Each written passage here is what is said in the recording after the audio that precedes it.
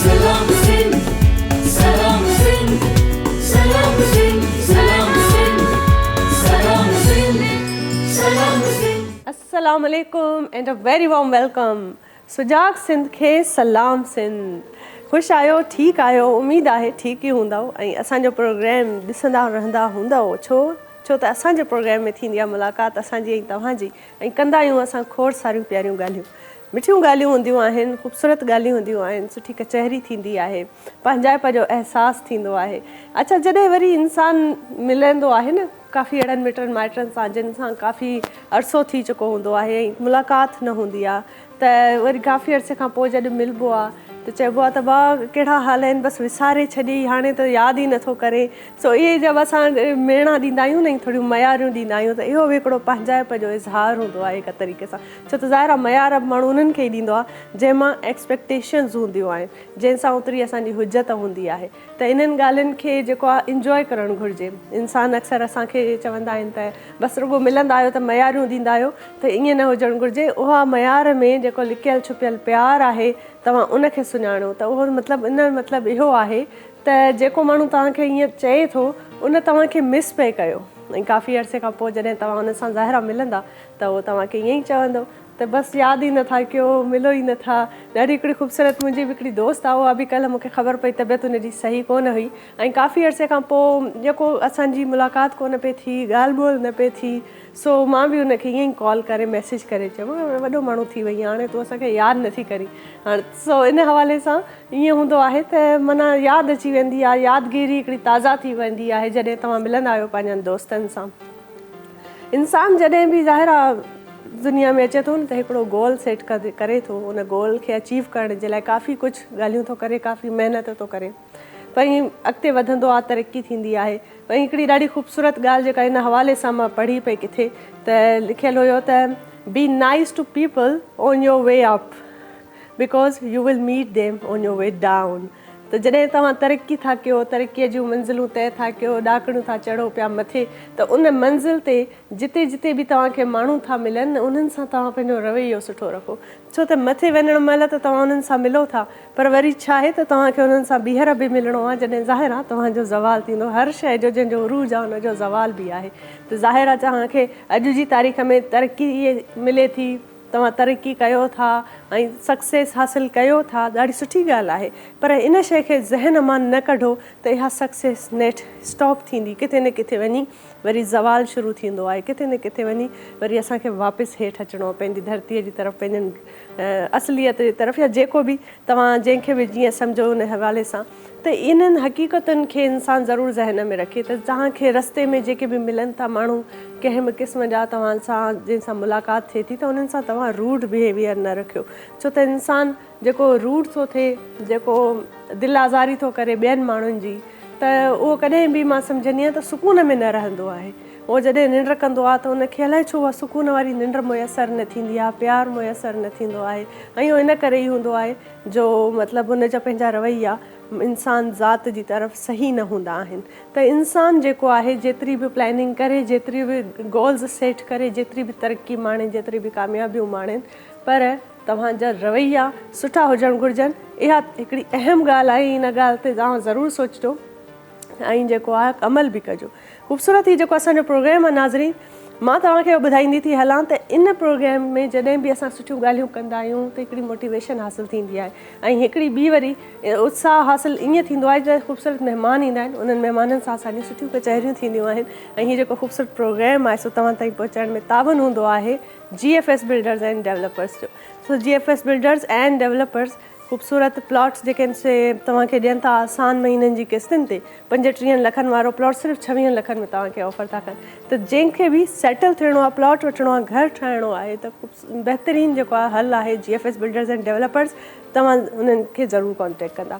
उन सां गॾोगॾु असांजे प्रोग्राम खे जंहिं ताउन कयो आहे से आहिनि ड्रेसिस, ख़ूबसूरत ड्रेसिस जेके मूंखे पातल हूंदियूं आहिनि. अॼु बि जेको ज़बरदस्त एलिगेंट ड्रेस आहे, कैजुअल आहे, university going, office going, working women's इन खे यूज़ करे सघनि थियूं. लॉन आहे, बहितरीनु लॉन आहे. हिन लॉन में उन्हनि जेको आहे सो ज़बरदस्त डिज़ाइनिंग कई आहे. सना सफ़ीनाज़ जो ब्रांड आहे. उन्हनि जी तमामु ॿियूं बि कलेक्शन्स ॾिसी था सघो उन्हनि जी वेबसाइट ते. सो नाज़रीन ही जेके असांजो ख़ूबसूरत प्रोग्राम आहे, हिन प्रोग्राम में असां मौसीक़ी हूंदी आहे बादल रई साहब जी। अस्सलाम वालेकुम बादल रई साहब, कहिड़ा हाल आहिनि तव्हां? वालेकुम सलाम, बिल्कुलु अल्लाह साईं जा करम। ज़बरदस्त मौसीक़ी हूंदी आहे, धुनूं हूंदियूं आहिनि, उन्हनि धुननि ते असां ॻाल्हाईंदा आहियूं, उन शाइरीअ खे महसूसु कंदा आहियूं, ऐं महिमाननि सां कंदा आहियूं बहितरीनु कचहरी। तव्हांजी जेके कॉल्स हूंदियूं आहिनि उन्हनि कॉल्स में बि असांखे ॾाढो सुठो लॻंदो आहे जॾहिं असां वटि सुठा ऐं जेके मां चवंदी आहियां बाशऊर सिंध वासी आहिनि उहे कॉल कंदा आहिनि। ऐं मूंखे यकीन कयो ॾाढो फ़ख़्रु महसूसु थींदो आहे जॾहिं असां अहिड़नि माण्हुनि सां, अहिड़नि टैलेंट सां ॻाल्हाईंदा आहियूं त ख़ुशी थींदी आहे त अॼु बि सिंध जो माण्हू केॾो बाशऊर आहे, अॼु बि केॾी उनखे सोच आहे, सम्झ आहे, इंसानियत आहे, हमदर्दी आहे, इंसान दोस्त वारो रवैयो आहे उन्हनि में। सो इहो लाज़मी आहे त इहो हुजणु तमामु घणो ज़रूरी आहे। ऐं इन सां गॾोगॾु असां इंसानियत खे जेको आहे सो कॾहिं बि न विसारियूं, अहसासनि खे कॾहिं बि न पंहिंजे ज़ात खां अलॻि रखूं। इन ई ख़ूबसूरत ॻाल्हि ते नाज़रीन साई हिकिड़ी वठूं था, साई था वठूं, चांहि दांहि था तयारु कयूं। असांजी बि चांहि जेको आहे हाणे ॾिस मां साई थी न शेज़ोर वियो हाणे उहो मुंहिंजी चांहि आणींदो, मां बि चांहि पीअंदसि, तव्हां बि चांहि ठाहियो, चांहि पियो, मिलूं था नंढड़ी साई खां पोइ। ॾिसंदा रहो सलाम Sindh. Salam Sindh, Salam Sindh, Salam Sindh, Salam Sindh, Salam Sindh, Salam Sindh. Welcome back नाज़रीन, ब्रेक खां पोइ हाज़िर आहियूं ऐं बहितरीनु प्रोग्राम आहे जंहिंजी शुरूआति थी चुकी आहे। असांजे महिमाननि बि असांखे जॉइन कयो आहे, महिमाननि खे मां मुतारिफ़ कराईंदी हलां। असांखे जॉइन कयो आहे बहितरीनु डॉक्टर आहिनि, PhD कयल आहिनि इन जी आर्टिफिशियल इंटेलिजेंस इन ड्रग डिज़ाइन्स, प्रोफेसर आहिनि ज़ेबिस्ट में, ऐं करंट अफेयर्स कंदा आहिनि सिंध TV न्यूज़ ते। सो सिंध TV ॾिसंदड़नि खे त सुञातल हूंदा, ऐं पंहिंजा असांजा सिंध TV जा घर जा भाती आहिनि। असां सां गॾु जॉइन कयो आहे डॉक्टर ख़ैर बख़्श साहब। अस्सलाम वालेकुम डॉक्टर साहब, कहिड़ा हाल आहिनि तव्हांजा? वेलकम कयूं था तव्हांखे पंहिंजे ई घर में।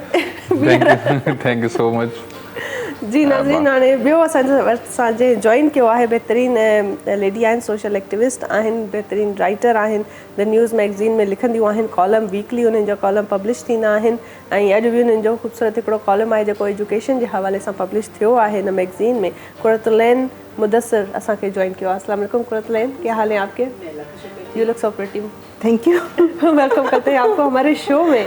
और जो है नाज़रीन हींअर छो त ज़ाहिर आहे ख़ूबसूरत महिमान अची विया आहिनि, इन्हनि सां गुफ्तगू जारी कंदासीं ऐं गुफ्तगू जो आगाज़ था कयूं कुरतुलैन सां। कुरतुलैन, आप ने बताया कि आप कॉलम लिखती हैं और एजुकेशन के हवाले से भी काम करती हैं, और बीइंग अ सोशल एक्टिविस्ट भी आपको काफ़ी एक अरसा हो गया है कि आप इसमें हैं। तो क्या ऐसी चीज़ है जिसने शुरुआत में आपको बूस्टअप किया है कि मुझे इस फील्ड में काम करना है? और बीइंग अ लेडी, क्योंकि सोशल एक्टिविस्ट का जब नाम आ जाता है ना तो एक हमारे टैबू बन जाता है, हमारे जहन में आ जाता है घर में तो उसको बैठना नहीं है। हाँ, तो वो तो ये कैसे, क्या मतलब इतना तंग नहीं घर से कि बस निकलना है और बाहर कुछ काम करना है, ये क्या वजह थी, कैसे किया है? वजह बड़ी सिंपल से अगर मैं कहूँ, मेरी इंस्पिरेशन मेरी मदर हैं। मेरी मदर एजुकेशन में वो रिटायर्ड ऑफिसर हैं और उन्होंने बहुत काम किया, वो गाइडर भी थी एजुकेशन में, उन्होंने बड़ा काम किया, उन्होंने सोशल इश्यूज़ पे बड़ा काम किया। तो वो मेरी इंस्पिरेशन थी और वहाँ से मैंने अपना करियर शुरू किया। देन मैंने गवर्नमेंट स्कूल में टीचिंग भी लेकिन कुछ अर्सा की, वो ज़्यादा मैं उसको नहीं कर सकी क्योंकि मेरा अपना इंटरेस्ट ये था कि मैं कुछ और काम करूँ, सोशल एक्टिविज़म की तरफ जाऊँ, और मैंने इसी को जो है कंटिन्यू किया। और एजुकेशन सेक्टर में डेमोक्रेसी पे, क्लाइमेट चेंज के हवाले से काफ़ी काम किया। इस वक्त भी हम काम कर रहे हैं क्लाइमेट चेंज पे, और सिंध में जो फ्लड हमारे पास अभी 2022 में गुजरा है उसके इम्पैक्ट अब तक हम ऑब्ज़र्व कर रहे हैं, और इस वक्त हम उस पर काम करने जा रहे हैं non economic loss and damage पे। कि वो ट्रॉमा कंडीशंस क्या थी और अब क्या वो मेजर्स होने चाहिए, वो क्या हमारी प्रपोज रिकमेंडेशंस होनी चाहिए जिसके थ्रू हम इन चीज़ों को कम कर सकते हैं। ज़बरदस्त, बेहतरीन, बहुत अच्छा काम कर रही हैं आप, और जो है इस पर और मज़ीद बात करेंगे। हींअर डॉक्टर ख़ैर बख़्श जी तरफ़ था। हेलो डॉक्टर साहब, कहिड़ा हाल आहिनि तव्हांजा? अच्छा, मतिलबु आर्टिफिशियल इंटेलिजेंस वरी ड्रग डिज़ाइन्स, और मतिलबु इन में छा बेसिकली तव्हांजो इहो कमु आहे? PhD तव्हां करे आया ऑस्ट्रिया मां? जी जी बिल्कुल। ज़बरदस्त। ऐं PhD खां पोइ वरी तव्हां फार्मास्यूटिकल कंपनी में हींअर हाणे कमु बि कयो था पिया, ज़ेबिस्ट में बि तव्हां पढ़ायो पिया।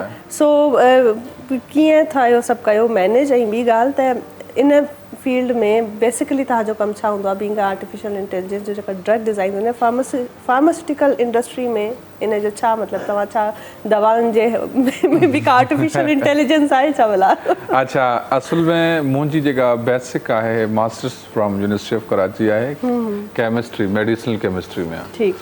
असांजो हिते इंस्टीट्यूट आहे ACJ research institute of chemistry आहे कराची यूनिवर्सिटी में, डॉक्टर अता साहब, डॉक्टर अताउर रहमान जो इंस्टीट्यूट आहे। उतां मुंहिंजी मेडिसिन क्वांटम मैकेनिक्स में जेको आहे डबल मास्टर्स आहे। Quantum mechanics quantum computing is somehow very related. जी जी जी जी।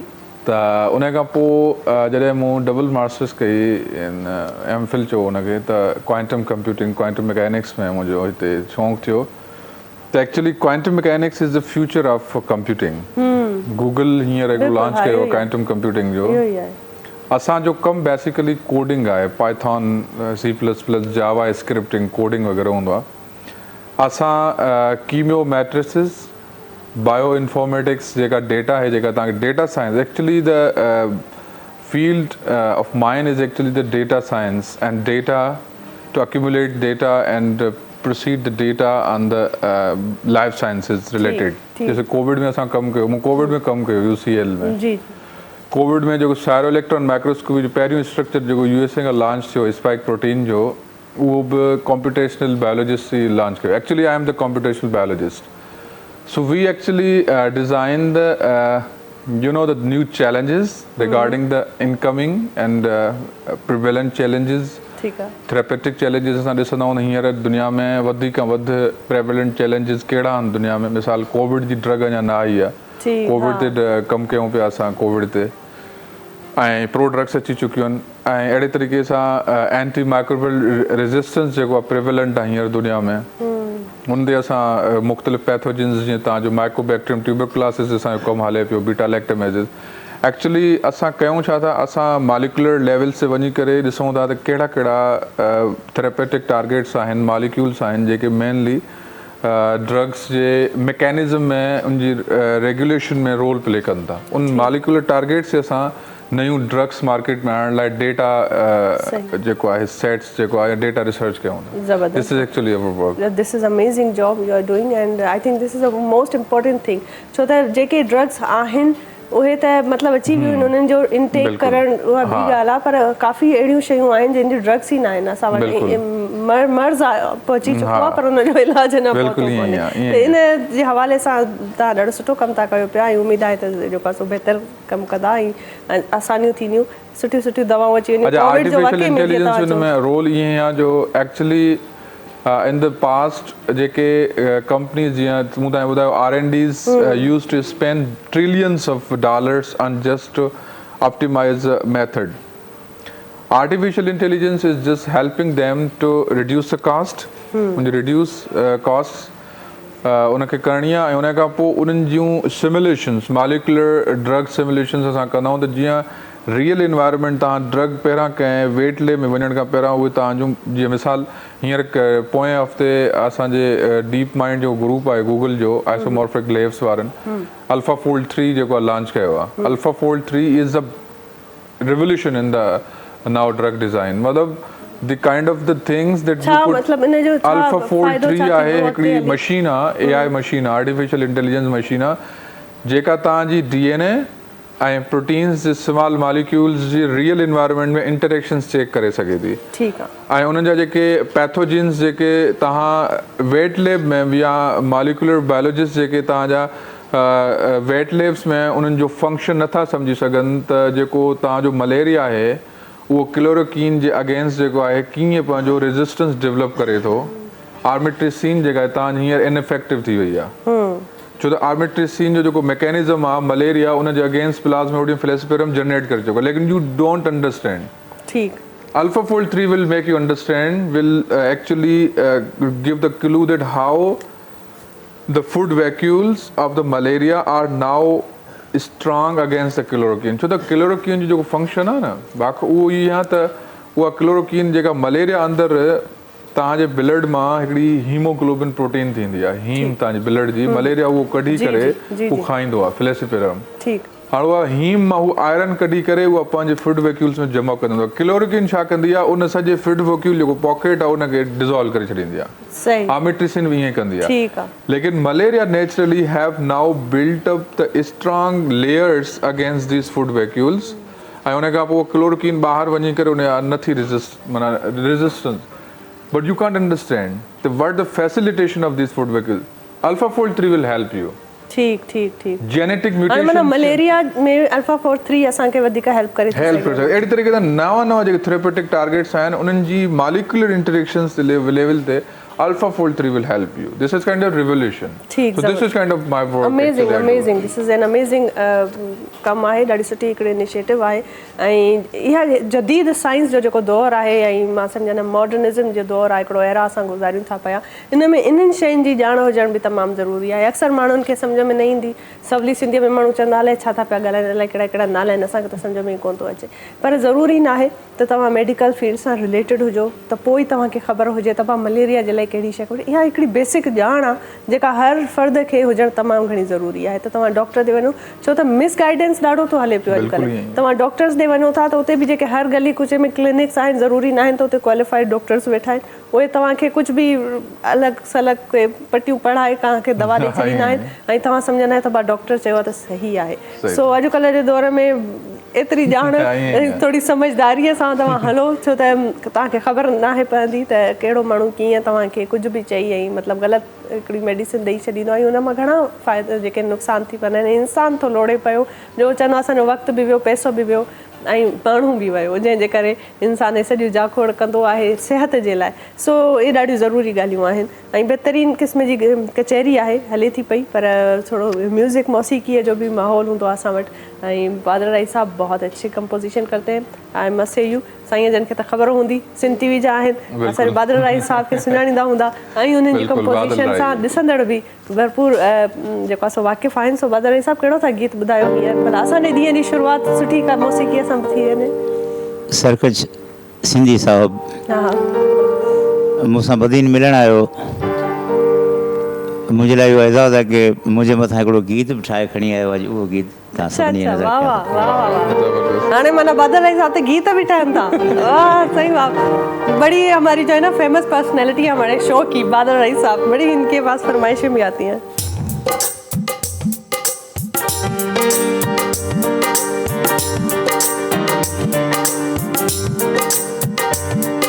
खाली न घुमण आयो आहियां, खाली न घुमण आयो आहियां, तुंहिंजा नेण चुमण आयो आहियां, तुंहिंजा नेण चुमण आयो आहियां।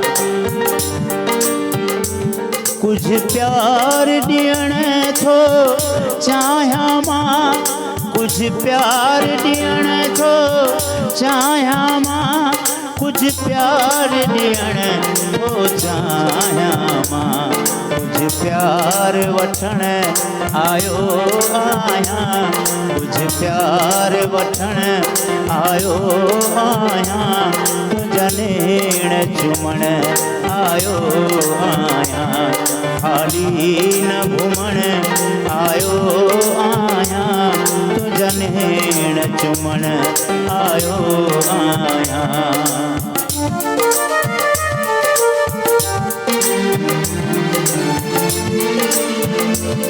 तुंहिंजे घर जी घिटीअ जो आहे कसम, तुंहिंजे घर जी घिटीअ जो आहे कसम, तुंहिंजे घर जी घिटीअ जो आहे कसम, तोखे सजदा करण आयो आहियां, तोखे सजदा करण आयो आहियां, तुंहिंजा नेण चुमण आयो आहियां, तुंहिंजा नेण चुमण आयो आहियां।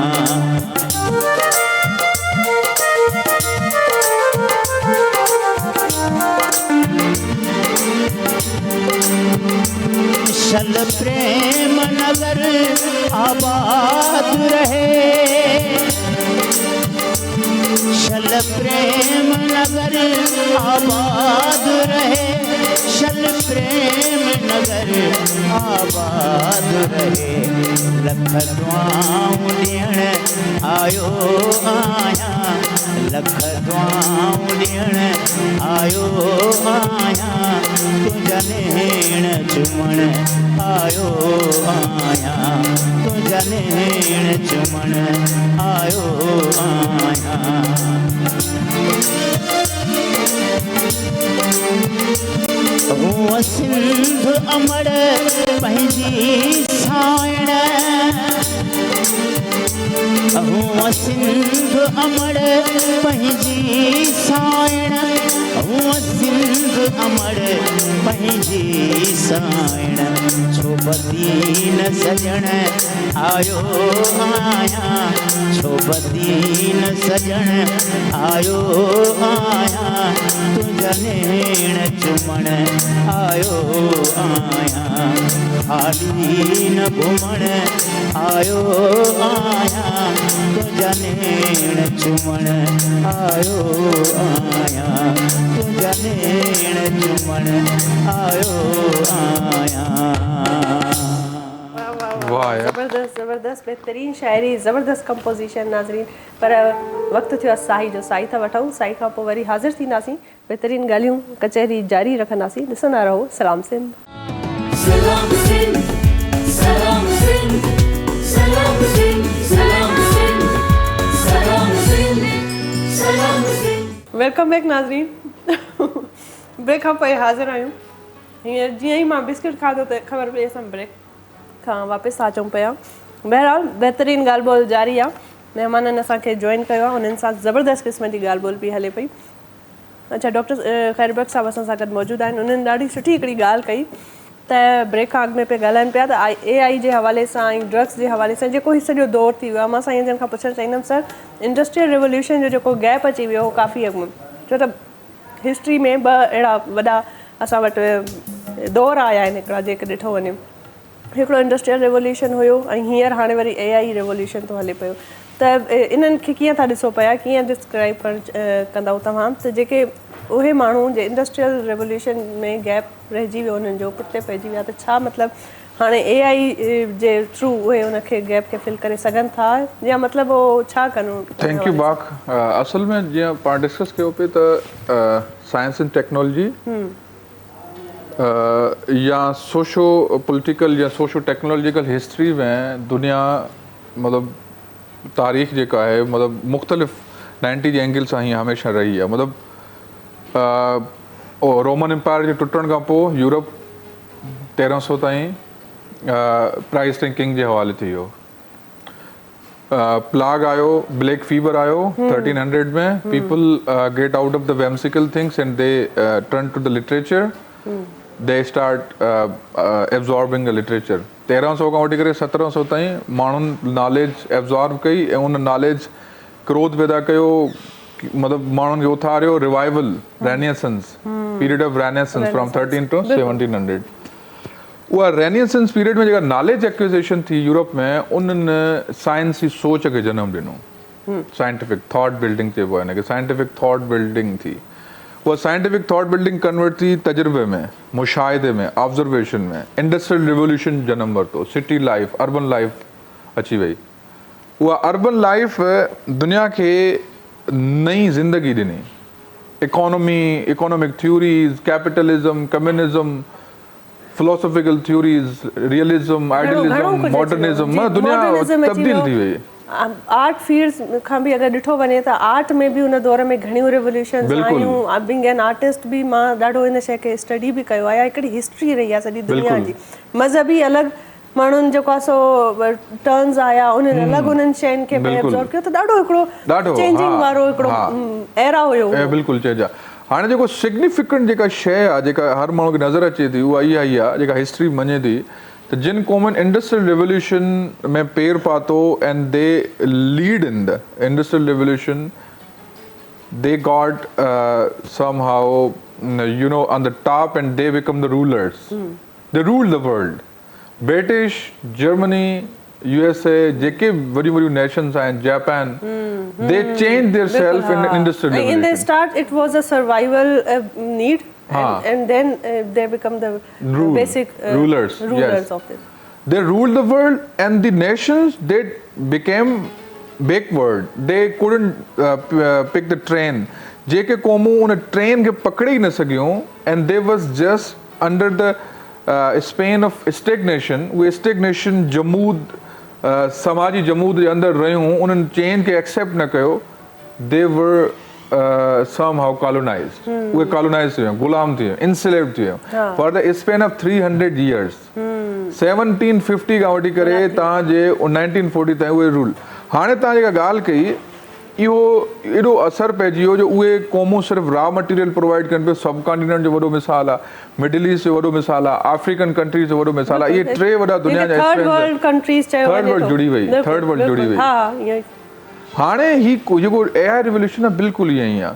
त उहे क़ौमूं जेके उन टाइम ते उन ट्रेन खे पकिड़े न सघियूं ऐं उनजो अफेक्टीज़ थी वियूं, उनजो मुतासिर थी वियूं, विक्टिम्स थी वियूं, उन्हनि लाइ क़ौमुनि लाइ हिकिड़ो वरी हिकिड़ो ईअं सम्झो चांस आहे, मौक़ो आहे त they get the trend of AI revolution. जेको तॾहिं मिस थी वियो हींअर तव्हांखे मौक़ो मिले थो त असां अहिड़नि क़ौमुनि खे हिकिड़ो नंढो मिसाल तव्हांखे ॾियां थो इन जो. हाणे इट्स हैपनिंग. इंडिया जो मिसाल वठी ॾिसो. India is leading the world now. बिल्कुलु. इंडिया हींअर तव्हांजे जीअं अॻु में हिकिड़ो कॉन्सेप्ट हूंदो 90s जो अथव ज्यूज़ लॉबी वेठी आहे USA में. हींअर तव्हांखे आउं ॿुधायां ईअं ई साॻियो कॉन्सेप्ट इंडियन लॉबी वेठी आहे हर जाइ ते. India is just because leading just because of their IT that were the steps were taken in like in the 90s. जेको तुंहिंजो सेंटर जेको आहे IIT ठहियो, उन खां पोइ खान बहादुर शास्त्री 50s में, नेहरू कुझु IIT जो रिवोल्यूशन्स आंदा, उन्हनि इंडिया खे सॼो चेंज करे छॾियो आहे. पाकिस्तान में ईअं खोड़ पोटेंशियल आहे.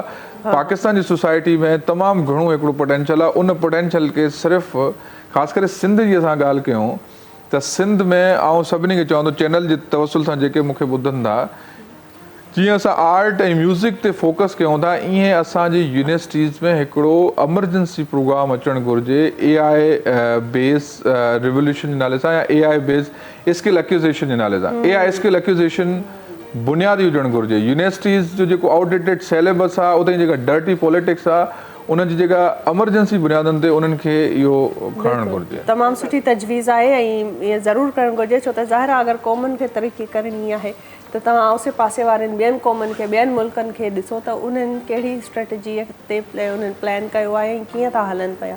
इहा तमामु सुठी ॻाल्हि आहे. हिन में मतिलबु कंहिं क़िस्म जी का शर्मसार फील करण जी ज़रूरत न आहे त असां ॿियनि मुल्कनि खे छो ॾिसूं. असां ऑलरेडी वॾा रिच आहियूं, असांजो कल्चर रिच आहे, सिंध जी धरती ॾाढी रिच आहे. ठीकु आहे, रिच आहे, कुदरती आहे, नेचुरल आहे, पर इन शइ खे अॻिते फ्यूचर टाइम में कीअं वधाइणो आहे. ईअं न थिए त इहा रिच असांजी धरती जेका आहे इहा अॻिते कुझु सालनि में 10, 20, 15, 16 साल में ख़तमु थी वञे. त असांखे उन शइ खे ज़िंदा रखिणो आहे ऐं असांखे अॻिते वधिणो आहे. त इन्हनि क़ौमुनि खे अॻिते वधण जी स्ट्रेटजीस ते कमु करिणो आहे, जेका ॾाढी सुठी साईं जन तजवीज़ बि ॾिनी पई. ऐं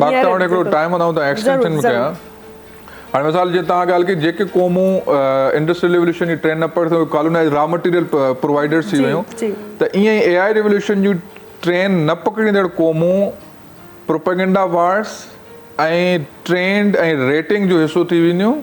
they will be driven emotionally and mentally. They will be driven and they will be just will be having just a tool. तव्हांखे का प्रोपेगेंडा वार करणी आहे, रेटिंग्स वधाइणी आहिनि, गूगल ट्रेंड्स ते तव्हांखे जेका trafficking, they will be only acting as a traffic. हीअ AI रिवोल्यूशन जा टर्म्स आहिनि. ट्रैफिकिंग आहे, प्रोपेगेंडा वार्स आहिनि, माइंड मैनिपुलेशन आहे, माइंड ट्रैकिंग आहे, परसेप्शन मेकिंग आहे. Your account will be just nothing the traffic agent, traffic members आहियो तव्हां गूगल जा. तव्हांजे ख़बर ई न पवंदी, तव्हां हींअर पाण ॻाल्हायो 2 मिंटनि खां तव्हांखे उहा एड अची वेंदी ऐं तव्हांजा इमोशन्स हुननि तव्हां खां वधीक हुनखे ख़बर आहे. हींअर गूगल सब का वधिक खबर यही है. आप इस चीज़ को सेकंड करेंगे. मैं वाकई में अब देखती हूँ अक्सर कि कुछ बस सोच ही लिया ना मैंने कि अब मुझे ईद आने वाली है, शादी घर में आने वाली है, और अब इस वक्त अगर मैं कोई ज्वेलरी की सर्च में हूँ तो ऑटोमेटिकली मुझे वो ज्वेलरी डिजाइनर्स के एड्स आने लगे. ये आपके हाथ में जो छोटी सी मशीन है, आपका माइंड रीड कर रही है, आपके इमोशंस रीड कर रही है. आप खुश हैं तो आपको म्यूजिक भी अगर आएगा तो बड़ा अच्छा आ रहा होगा. और उनको पता, मतलब वो एक है वाकई में कि ऐसे ही AI काम करता है कि समहाउ दे नो कि इस वक्त मुझे किस चीज़ की ज़रूरत है, तो और ज़्यादा वो चीज़ दिखाई जाएगी कि मैं और ज़्यादा डाइवर्ट हो जाऊँ और मैं उसको खरीद कर ही छोड़ती हूँ. ऐसे ही है तो ये होता है वाकई में, इस तरह होता है हम लेडीज़ के साथ अक्सर. अच्छा, आपका जो है बहुत, आप जैसे सर की बातें आपने सुनी है, फील्ड में आप बहुत निकली हैं, ठीक है, आपने लोगों के साथ डायरेक्ट इंटरेक्शन की है, आप क्या समझती हैं कि जो हम बेहतरी की बात कर रहे हैं, लोगों से जब हम बात करते हैं तो क्या वो इस कैपेबल हैं, क्या वो इतनी हमारी आवाम बाशऊर है कि उसको ये चीज़ें समझ आ जाए, आज के दौर के हिसाब से AI समझ में आ जाए, IT समझ में आ जाए, इवन एम्पावरमेंट का एक कॉन्सेप्ट ही क्लियर हो जाए, वही बड़ी बात है। सर ने बड़ी अच्छी बात की और मैं सर की बात को सेकंड करते हुए अगर ज़रा सा आगे बढ़ूँ ना, जो आज मैंने अपने आर्टिकल में मेंशन भी किया है, सर बात करें हाई एजुकेशन की, अगर हम प्राइमरी एजुकेशन की बात करें, आज उसमें मेंशन किया है मैंने कि यूनेस्को की नई रिपोर्ट के मुताबिक जो पाकिस्तान इंस्टीट्यूट ऑफ एजुकेशन के साथ मिलकर बनाई गई है, इस वक्त पाकिस्तान में 26.2 मिलियन बच्चा आउट ऑफ स्कूल है जो प्राइमरी स्कूल हैं। हम तो सेकेंडरी की बात कर रहे हैं ना, इस वक्त हायर एजुकेशन की जो AI है और सारा कुछ है, यूनिवर्सिटीज़ एजुकेशन है, हम 26.2 मिलियन आउट ऑफ स्कूल बच्चे पे खड़े हैं। और आपको पता है लास्ट ईयर ये जो रेशो था ये हमारा था 22.8 मिलियन, यानी कि हमने 4 मिलियन मज़ीद बच्चा आउट ऑफ स्कूल कर दिया है, जबकि हमारी कमिटमेंट ये है कि 2030 तक हम इस सारा बच्चे को स्कूल के अंदर लेकर आ जाएंगे, लेकिन हम उससे कितना पीछे जा रहे हैं। हम मज़ीद 4 मिलियन बच्चे को स्कूल से बाहर निकाल चुके हैं। और इसके रीज़न्स क्या है? इसके रीज़न्स ये हैं, आपके और हमारे साथ जो हमारी आवाम है ना, जो हम जितना इंटरेक्शन करते हैं कम्युनिटी के साथ, बड़ी बाशऊर है, वो अब लोगों को चीज़ों को समझती है, समझना चाहती है। और इस वक्त पाकिस्तान जिन मसाइल से गुज़र रहा है, अगर हम इंटरेक्ट करें एक छोटे से छोटे गांव देहात के फ़र्द से भी, तो वो समझता है इन सब चीज़ों को। लेकिन प्रॉब्लम कहाँ है कि आपके पास ना स्कूल हैं एक ऐसे स्टैंडर्ड के जहाँ वो बच्चा तालीम हासिल कर सके। गवर्नमेंट स्कूल में बेसिक नेसेसिटीज़ की मौजूदगी नहीं है, हमारे पास पानी, बैठने की जगह, छत भी नहीं है, वो खुले आसमान तले बैठते हैं बाज़ स्कूल्स में। और अगर हम इसकी अभी एक अलार्मिंग सिचुएशन पे जाएँ ना, अभी आपने देखा होगा इसी मंथ में वज़ीर आज़म साहब ने एजुकेशन एमरजेंसी नाफिज कर दी पाकिस्तान में। उन्होंने अनाउंस किया कि एजुकेशन एमरजेंसी है, लेकिन इस वक्त हम देख रहे हैं मैट्रिक के एग्ज़ाम हो रहे हैं सिंध में जी। उस एग्जामिनेशन का हाल हम सब देख रहे हैं। ये क्रिमिनल नेग्लिजेंसी है हमारे लिए कि बच्चे जो है कॉरिडोर में बैठे हैं और उनको ये कहा जाए कि आप बेडशीट्स लेकर आएँ अपने घर से ताकि आप बैठ सकें। मतलब वो जो 505 सेंटर्स आपने पूरे सिंध में बनाए थे, क्या वो आपने पहले विज़िट नहीं किए थे? आपने उसमें बेसिक नेसेसिटीज़ का जायज़ा नहीं लिया था? और फिर वो पेपर हर साल जो है लीक कर दिया जाता है। सुबह वो पेपर मोबाइल्स में व्हाट्सएप पे फिर रहा होता है और हर साल आप कहते हैं हम। अक्सर तो मैंने देखा भी है, मुझे पता भी है कि जो हमारे रूरल एरियाज हैं वहाँ पे तो वो बुक्स खोल कर कॉपी करके ही सारा कुछ पेपर देते, तो वो इतना कल्चर है कि इतना है कि वहाँ का ग्रेजुएट बिल्कुल बेसिक भी पता नहीं होती है, और वो ग्रेजुएट होते हैं, BA पास होते हैं।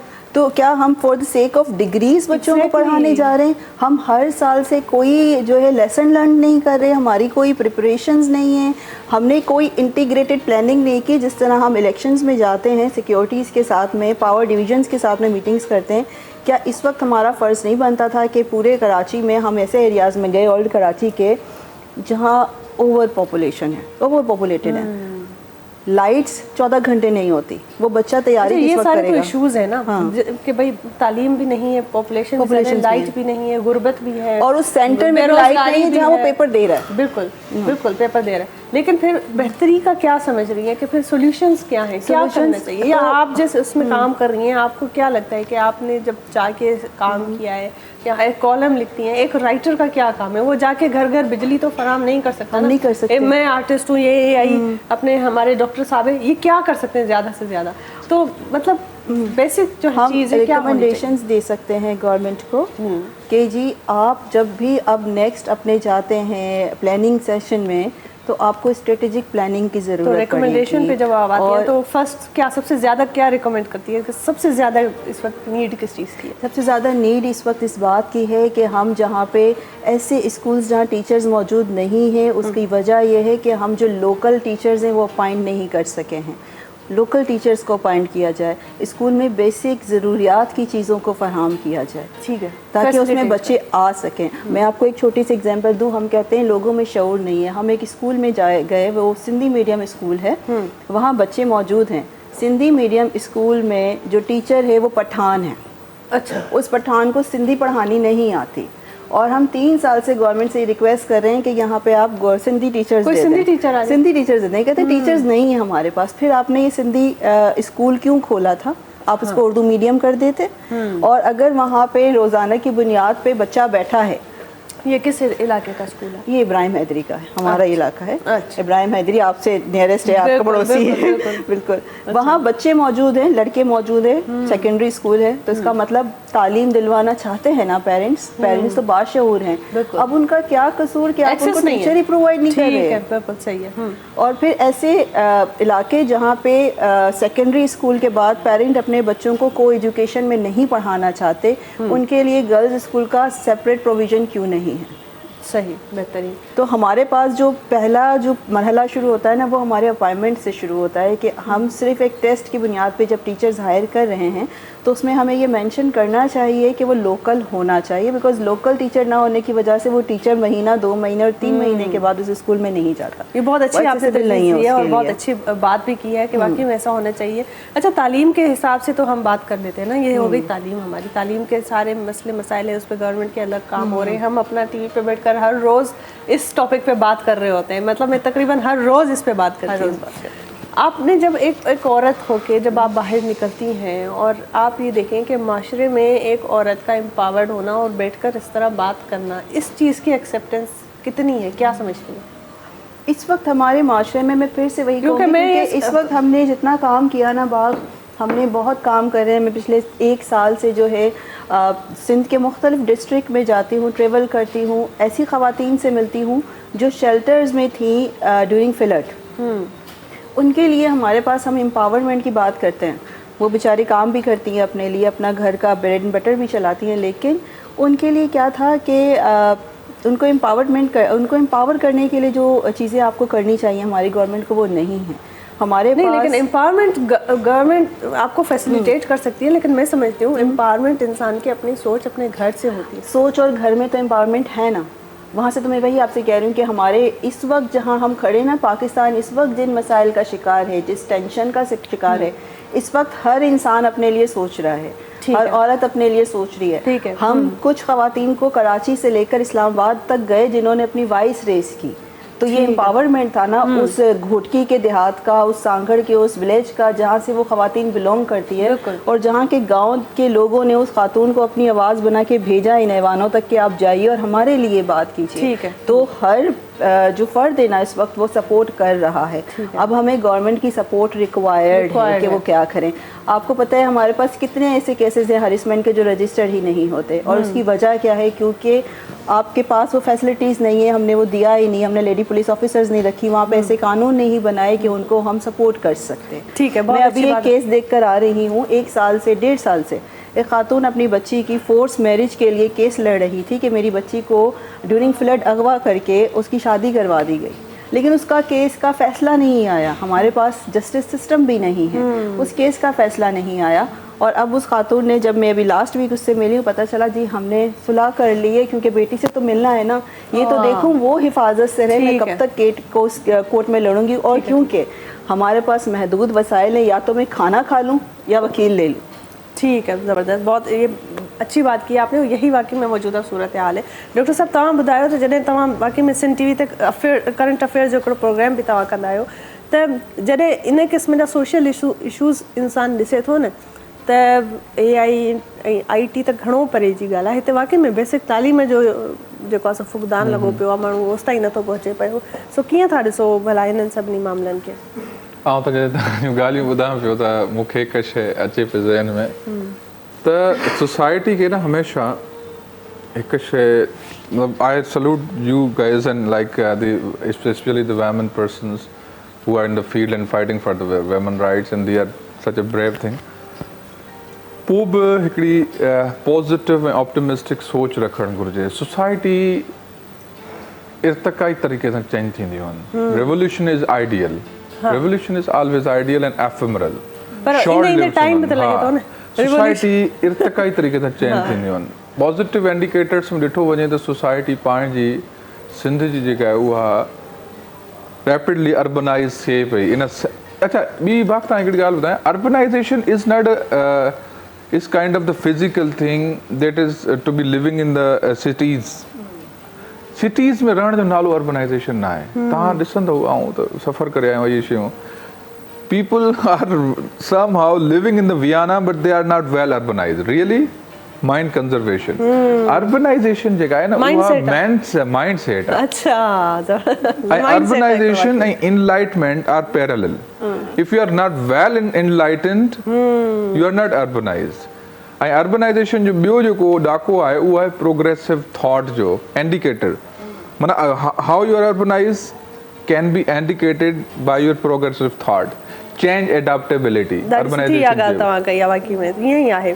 ईअं ई आहे. Change adaptability is indicator of the urbanization. Progressive thought is the sense of urbanization. No matter असां किथे था रहूं, कंहिं ॻोठ में कंहिं नंढो शहर को वॾो शहर, असांजी सोच अर्बनाइज्ड हुजणु सोच अर्बनाइज्ड असल में असांखे बाय माइंड असांजो स्कूल ऑफ थॉट जेको आहे अर्बनाइज्ड एक्सेप्ट करणु असां वरी उल्टो सम्झंदा आहियूं असां सम्झंदा आहियूं सिविक लिविंग जेका आहे न सिविक लाइफ जेका आहे उहा अर्बनाइजेशन आहे दिस इज टोटली रॉन्ग इहा ॾाढी तव्हां सुठी ॻाल्हि कई छो त अक्सर अहिड़ा हारी हूंदा आहिनि जेके सिंध जे कंहिं ॻोठ में वेठा आहिनि पर उन्हनि पंहिंजे नियाणियुनि खे पढ़ायो आहे उन्हनि जूं नियाणियूं कराची ताईं आयूं आहिनि हॉस्टल्स में रहियूं आहिनि ऐं उहे मतिलबु पढ़ियूं आहिनि सो ॾाढो उन्हनि पंहिंजो वधायो आहे जनरेशन खे अॻिते सॼो चेंज आंदो आहे त बेसिकली त अर्बनाइज्ड माइंड उन हारीअ जो आहे जेको उते वञी बनियुनि में पियो थो कमु करे साईं तव्हां ॾिसंदो न हिते अच्छा ॿी ॻाल्हि तव्हां ॿुधायो ऑप्टिमिस्टिक जेका ॻाल्हि पिया कयूं तव्हांखे असांजी सोसाइटी खे इन फ्यूडल बहितरीन ॻाल्हि ज़बरदस्त ॻाल्हियूं हलनि पियूं पर हींअर वक़्तु आहे साईअ जो साई वठूं था साई खां पोइ वरी हाज़िर थियूं था नाज़रीन ॾाढी ज़बरदस्त क़िस्म जो गरम जोश माहौल थी वियो आहे पर साई खां पोइ वरी हाज़िर थियूं था ॾिसंदा रहो सलाम सलाम सिंध सलाम सिंध सलाम सिंध सलाम सिंध सलाम सिंध सलाम सिंध वेलकम बैक नाज़रीन ब्रेक खां पोइ हाज़िर आहियूं ऐं बहितरीन कचहरी जारी आहे ऐं उहे माण्हू जिन असांखे हींअर जॉइन कयो आहे मां उन्हनि खे ॿुधाईंदी हलां त अॼु जो शो ख़ासि आहे छो त जंहिं क़िस्म जूं ॻाल्हियूं अॼु कयूं था पिया से इंफॉर्मेटिव आहिनि इंसानु एंटरटेनिंग बि हूंदो आहे मौसीक़ी ॿुधंदो आहे खिल भोग बि कंदो आहे पर कुझु ॻाल्हियूं अहिड़ियूं हूंदियूं आहिनि उन्हनि ते ॻाल्हाइणु तमामु ज़रूरी हूंदो आहे छो त सोशली ऐं सोसाइटीज़ जे हवाले सां बीइंग अ सिटीज़न अगरि असांखे ग्रो करिणो आहे त असांखे इन्हनि मसइलनि जी ख़बर हुजणु तमामु ज़रूरी आहे ॼाण हुजे नंबर 1 ऐं नंबर 2 त उन जे लाइ असांखे ख़बर हुजे त हिन जा भला मसइला जेके आहिनि त उन्हनि जा हल छा आहिनि सोल्यूशन्स छा आहिनि त ॻाल्हाइबो डायलॉग कबो त ॻाल्हि मां ॻाल्हि निकिरंदी आहे माइंड खुलंदो आहे ऐं जेको आहे सो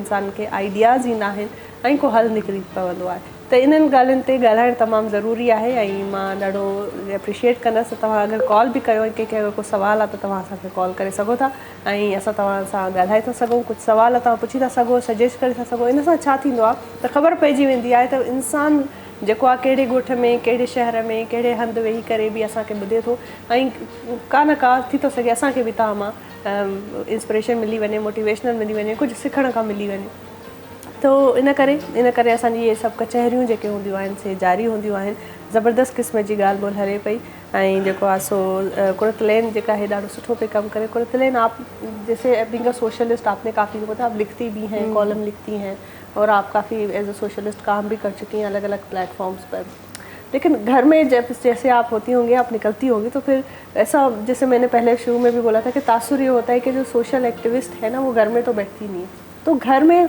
कैसे है आपका माहौल आपका घर में ज़ाहिर है मैं समझती हूँ कि सपोर्ट सिस्टम जब घर से मिलता है तो औरत को अक्सर कॉन्फिडेंस जो है वहाँ से मिलता है तो आप क्या कहना चाहेंगी इस हवाले से पहले मेरी जो अम्मी थी अम्मी का घर वहाँ मुझे बड़ी सपोर्ट थी फिर मेरी शादी हुई तो मेरे हस्बैंड बड़े सपोर्टिव हैं एक ही बेटा है मेरा और जो वक्त हम घर में स्पेंड करते हैं घर में मैं कपड़े भी धोती हूँ खाना भी बनाती हूँ सफाई भी करती हूँ सारे काम करते हैं अच्छा मुझे ये बताएं जब आप थक हार के जाती हैं तो आपको घर में बेटा है आपके हस्बैंड चाय का कप बना के देते हैं बहुत ये बहुत जरूरी है मेरी तरफ से जो है ना आप उनको थैंक यू बोल दीजिएगा क्योंकि ऐसे मर्द हजरात जो है ना मैं बहुत अप्रिशिएट करती हूँ उनको कि भाई ज़रूरी तो नहीं है कि भाई आप बैठे और बस मतलब जल्दी आओ घर से अक्सर मैंने देखा है कि ख़वातीन काम करके आती हैं और उनके हस्बैंड बैठे हुए होते हैं कि इतनी देर कर दी तुमने मैंने अभी तक शाम की चाय नहीं पी जल्दी से मुझे चाय बना के दो मैंने कहा भाई वो आई है बाहर से आप घर पे थे आप बना के उनको पिलाएं और इसमें कोई हर्ज नहीं है बिल्कुल नहीं है मेरे हस्बैंड अगर मैं कभी फील्ड से घर जाती हूँ मेरे हस्बैंड मुझे चाय भी बना के देते हैं मेरे लिए खाना भी सर्व करते हैं और जब क्योंकि मुझे जो इंकरेज किया एमएस करने के लिए, मैं एमएस कर रही हूँ जेबीएस यूनिवर्सिटी से, वो मेरे हस्बैंड की ख्वाहिश थी कि मैं एमएस करूँ। अरे वाह, जबरदस्त। और जब मेरे पेपर्स बहुत होते हैं और ज़रूरी है, ऑफिस भी ये साथ बहुत साथ होता है, मेरे हस्बैंड ने मुझे कहा है टेंशन नहीं है, खाना बनाना है, सफाई नहीं हुई कोई बात नहीं, खाना नहीं बना कोई बात नहीं, हम बाहर से मैनेज कर लेंगे। बिल्कुल। लेकिन आपको फोकस करना है, पेपर्स हैं, पढ़ाई कर लें, ऑफिस का वर्कलोड है, काम कर लें। और हाँ, ऐसा और कभी मैं नहीं समझती हुआ। हूँ ये जो तरबियत है ना, ये हम माओं की जिम्मेदारी है बहुत। हम लोग बैठ के कहते हैं कि भाई मर्द ऐसा है, हम औरतें बेचारी मजलूम हैं, लेकिन अल्टीमेटली उन मर्दों की भी जो तरबियत जिस औरत से आई है, उन्होंने उसको वही सिखाया है। वही सिखाया तो बात वहीं से शुरू करनी है। हम तो माशाल्लाह अल्लाह का शुक्र है, आप और हम जैसी औरतें जो बैठे हुए लोग देखते होंगे, कहते हैं इनको तो कोई मसला ही नहीं होता होगा, ये तो टीवी पे बैठी हुई है, ये इनका तो कोई इशू ही नहीं होगा ऐसे लोग जिंदगी का। इश्यूज होते हैं, लेकिन बात है कि हम आगे इसलिए आ सके हैं कि हमें घर से सपोर्ट है, हमारे हस्बैंड से सपोर्ट है, हमारे घर वालों से सपोर्ट है। नो डाउट आपको चाय मिलती है, मुझे भी चाय मिलती है, कभी कभी मैं भी थक के घर चल जाती हूँ तो मुझे भी बड़ी अच्छी सी टेस्टी सी चाय बना के मिलती है मेरे हस्बैंड की तरफ से, जिसको मैं ज़रूर अप्रिशिएट करना चाहूँगी।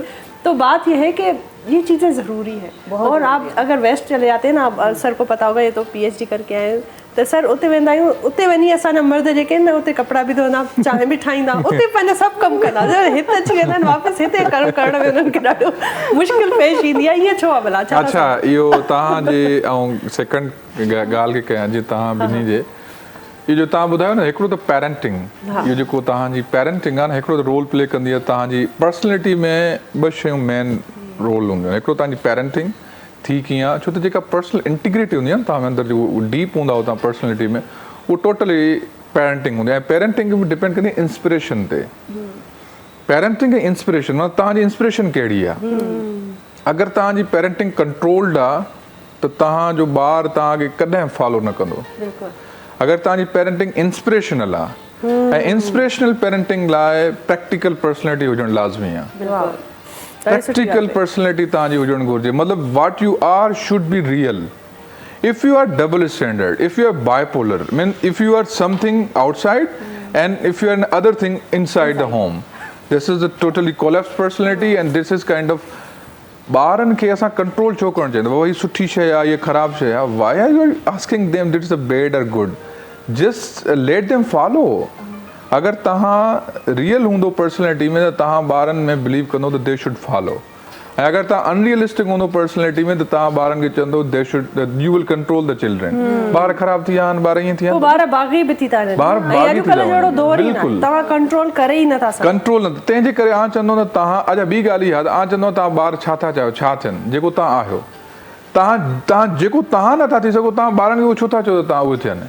मतिलबु आउं चवां सुठो आहे, जेके तव्हां सुठा हूंदो त तव्हांखे ॿारनि खे चवण जी ज़रूरत कान्हे, दे विल पाण ई फॉलो। सुठा थींदा, बिल्कुलु, ॾाढी सुठी ॻाल्हि कई। ऐं ॿी ॻाल्हि जेका तव्हां सेकंड त पेरेंटिंग ऐं इंस्पिरेशनल पेरेंटिंग, ऐं ॿी तव्हांजो एक्सपोजर लाइफ में। More you are exposure to this diverse societies, more you are humbled, more you are down. अगरि तव्हांजो एक्सपोजर सोसाइटीज़ में हार्डशिप्स आहे ऐं तव्हां स्ट्रांगली, जंहिंखे चवंदा सेल्फ मेड माण्हू, असां हुन मिसाल तव्हां ॿुधायो न, असां हॉस्टल लाइफ गुज़ारी आहे, मास्टर्स बैचलर्स, ज़िंदगी में हार्डशिप्स ॾिठियूं आहिनि, सर्वाइव कीअं कबो, माण्हू ठहंदो कीअं आहे। हलो ॻाल्हि पूरी करे वठो, पोइ मां तव्हां खां पुछंदमि तव्हां भला ऑमलेट कहिड़े क़िस्म जा ठाहे सघंदा। त उन में जेको एक्सपोजर आहे न हार्डशिप्स में, उहो तव्हांखे हम्बल थो करे। All is all about how you are humbled and down, इहो तव्हांजी साइकी ते डिपेंड थो करे। सो मुंहिंजी तरफ़ां इहे कमु सेकंड में ऑमलेट ते अचूं, ऑमलेट ते टोटल केतिरे क़िस्म जा ऑमलेट तव्हां ठाहे सघंदा आहियो? ऐं सिर्फ़ु हाफ फ्राइड जेको आहे अंडो करे सघां थो। सभिनि मां ईज़ीएस्ट आहे जेको हाफ फ्राई बना के। अच्छा, रीज़न इहो आहे त आउं सुबुह जो उथंदो यूरोप में बि, त सुबुह जो जिम, उन खां पोइ वरी जिम खां पोइ वरी यूनिवर्सिटी निकिरणो हूंदो, त इहो ईज़ी आहे तमामु शार्ट स्पेन में। पर हलो इहो आहे त घटि में घटि तव्हां बुख न मरी मुश्किल वक़्तु अचे, मुश्किल वक़्तु ईंदो, घटि में घटि हाफ फ्राई ठाहे खाई सघंदा। बिरयानी सुठी ठाहे सघां थो, बाक़ी ॿियो कुझु जेको आहे कढ़ाई वग़ैरह सुठी ठाहींदो हुते सभिनी फ्रेंड्स खे माना, ऐं काबली पुलाव सुठो ठाहींदो हुते, सभिनी दोस्तनि खे पसंदि हूंदो, फ्रूट में मतिलबु उहो बादाम पिस्ता विझी करे, अहिड़ी ॾाढी सुठी। मां ॾाढो एप्रिशिएट कंदी आहियां त असांजे मर्दनि खे, जीअं औरत जे लाइ बि मां इहा ॻाल्हि चवंदी आहियां, सिर्फ़ु मर्दनि जे लाइ न, असां औरतूं बि, मां सम्झंदी आहियां त अगरि का औरत अगरि गाॾी हलाए थी ड्राइविंग, त उनखे गाॾीअ जी ख़बर हुजणु घुरिजे, त उन में पाणी कीअं पवंदो आहे, इंजन ऑयल कीअं हूंदो आहे, टायर खे कीअं चेक कजे, पंचर आहे त उनखे छा कजे, छो त अक्सर हिते ईअं हूंदो आहे त इहे कम मर्द कंदा आहिनि, इहो कमु औरत जो न आहे। ऐं पर मां चवंदी आहियां त अगरि तव्हां औरत गाॾी हलाए थी त उनखे एतिरी ॼाण हुजणु घुरिजे। हाल ठीकु आहे, मैकेनिक कोन थी वञे पर थोरी घणी उनखे ॼाण हुजणु घुरिजे त गाॾी अगरि गरम थी वञे ऑन द स्पॉट त उनखे छा कजे, कूल डाउन कीअं कजे। त ईअं ई मर्दनि जे लाइ बि मूंखे मां चाहींदी आहियां त इंसानु जहिड़ो आहे न उनखे खाइण पीअण जी कॾहिं बि नीड वधे। हिकु शइ ऐड कयां था हिन शइ में, तव्हां ॿुधायो न यूरोप की मैं आपको 2-4 चीज़ें मैं ॿुधायां थो। उते तव्हां अल्ट्रा केयरिंग ऑकवर्ड हूंदो आहे, माना तव्हां अगरि अल्ट्रा केयरिंग आहियो त तव्हां औरत खे इंफीरियर फील था करायो। मूंसां इलाही दफ़ा थियो, असां यूरोपियन में एशियंस आहियूं न, असां केयरिंग आहियूं, but if U have lots of girls like I had lots of girls in my circle, असां केयरिंग हूंदा हुआसीं। मुंहिंजी फ्रेंड्स चवंदियूं यार what the stereotypical you are yaar, why are you ultra care? Aja wo chandi must mean you, this is the Asian mentality, means you feel the women inferior, why? misal mujhe dost hunde galab gal thi वधीक घणो प्यार हो चंदो, this is Asian mentality, mana Chandu why are you doing this, agdi biya on ital biya what Ali, what are you doing? You are ultra caring. This is totally stereotypical. वो तो जना stereotypical. मना हूँ चंदो यार we are. हाँ असां करे था सघो, असां के मतलब नीड हूंदी असां तव्हां घुरंदासीं। हाइकिंग ते वेंदा आहियूं, स्की जंपिंग ते या स्की डाइविंग ते। स्की डाइविंग में हो एॾियूं अमेजिंग हूंदियूं, मूंखे माना हो थींदो please be are don't Ali, why are you discouraging me? I can do this. माना हू अल्ट्रा केयरिंग जी तव्हां ॿुधायो न, माना तव्हां उन्हनि खे इनकरेज कयो। त चवंदा आहिनि मर्द इहो सुठो आहे, ऐं अगरि को हस्बैंड आहे त उहो ई आइडियल आहे जेको बस टू मच केयरिंग हुजे, ज़ाल खे उथण न ॾे, हा घणो पैम्पर करे उनखे। हा बिल्कुलु, सो असां वटि उहे कॉन्सेप्ट्स आहिनि। बिल्कुलु न यार, ॾाढी सुठी तव्हां ॻाल्हि कई आहे। ऐं इहो हिन में एतमाद जेको आहे इहो हुजणु तमामु ज़रूरी आहे, त तव्हां कॉन्फिडेंट कयो। असां वटि हाणे माशाल्लाह अहिड़ियूं स्पोर्ट्स गर्ल्स अची वियूं, एतिरियूं काफ़ी विमेन क्रिकेट टीम बि आहे असांजी, ऐं काफ़ी अहिड़ियूं छोकिरियूं आहिनि जेके स्पोर्ट्स में भी घणो थियूं अचनि। त या हाणे मूंखे ॾाढी ख़ुशी थींदी आहे, मुझे बहुत खुशी होती है जब मैं अभी भी देखती हूँ कराची की सड़कों पे बाइक्स पे लड़कियां, बड़ा मजा आता है, बहुत कितनी खुशी होती है, ऐसा लग रहा है हम चला रहे हैं, एक तस्कीन मिलती है दिल को कि यार देखो कितनी आज़ादी से ये जा रही है और कितना अच्छा लग रहा है हमें देखकर। तो ये होना चाहिए। मेरी अपनी नीज़ है, वो यूनिवर्सिटी में जब उसका एडमिशन हुआ, कैसे जाऊँ, उसने कहा ठीक है मुझे जी बाइक ले दें, मैं खुद यूनिवर्सिटी जाऊंगी भी आऊंगी भी। भाई कोई क्यों अपनी बाइक से जाती है, मौजूद हो जो पिक करे ड्रॉप करे, भाई आप खुद जा सकती हैं। कोई एक आपके लिए रिस्पॉन्सिबल होगी, आपके पिक एंड ड्रॉप दे रहा है। तो ये बहुत ही एक ऑकवर्ड सी सिचुएशन है और अभी भी हम उस चीज़ से निकले नहीं है। ठीक है यहाँ पे सिक्योरिटी के इश्यूज हैं, जो बात है कि भाई आप निकलते हैं, लेकिन फिर ये हर जगह, ये सिर्फ पाकिस्तान सिर्फ कराची में नहीं है, पूरी दुनिया में ये इश्यूज, लेकिन निकलना पड़ेगा कॉन्फिडेंटली, इस चीज़ को फेस करना पड़ेगा, यही इसका हल है। निकलना पड़ेगा, अपने लिए वॉइस रेज करनी पड़ेगी, खामोशी का जो कल्चर है उसको तोड़ना पड़ेगा। बेसिकली हम जो खामोशी का कल्चर है ना कि जी ऐसा हो गया चलें छोड़े, अगली दफ़ा ऐसा नहीं होगा, इस कल्चर ने तबाही फैली है हमारे अंदर। खामोश नहीं रहना है, अपने लिए वॉइस रेज करनी है और अच्छे से करनी है। अच्छा एक और बात जो मुझे बहुत, मैं अक्सर फील करती हूँ इस चीज़ की, कि जैसे आपने ब्रेक में भी आप बात करी थी कि औरत बहुत पढ़ सकती है, ठीक है, डॉक्टर्स भी हासिल, डॉक्टरी आपने पढ़ लेती हैं, वो इतना इन्वेस्ट कर लेती हैं, पैसा खर्च कर लेती हैं, टाइम खर्च कर लेती हैं, इवन कभी कोई तो CSS के एग्जाम्स भी पास कर लेती हैं। जब शादी पे आती है ना तो फिर उनके इन लॉज में होता है कि हमारे यहाँ बहुएं काम नहीं कर सकती, ये हमारा रिवाज नहीं है, ये हमारा ट्रेंड नहीं है। तो यहाँ पे ये होता है कि वो जो सीट्स होती है, जो एडमिशन, वो ज़ाया हो जाती है उसकी। हाँ जी, और बहुत होता है। अब ये अलमिया हो गया है कि जब हायरिंग होती है, जब आप जैसे मेडिकल के टेस्ट होते हैं, तो लड़कियों को वो जानबूझ के नहीं कहते कि इसने कौन सा आके doctor being a doctor society को सर्व करेंगे, ये तो शादी करके बैठ जाएंगे, और ये होता भी है अनफॉर्चुनेटली, ये होता है। तो आप क्या समझती हैं इस हवाले से कि मतलब कहाँ, क्योंकि पढ़ी लिखी तो वो हैं, उनके माँ बाप ने उनको पढ़ाया है, वहाँ तक तो वो एम्पावर्ड है, तो जब यहाँ आ जाती हैं तो शादी के बाद ये क्यों सारा सिनेरियो चाहिए, और क्या करना चाहिए? बगावत भी नहीं कर सकती, नहीं तो भाई वो कहेंगे कि भाई शादी ख़त्म कर लो। बाग हमारे यहाँ पे जो कल्चर है ना, आप देखें, हम एक दूसरे से बातचीत नहीं करना चाहते हैं। जो कन्वर्सेशन होती है किसी भी रिलेशन की, वो बेस होती है चीज़ों को हल करने के लिए।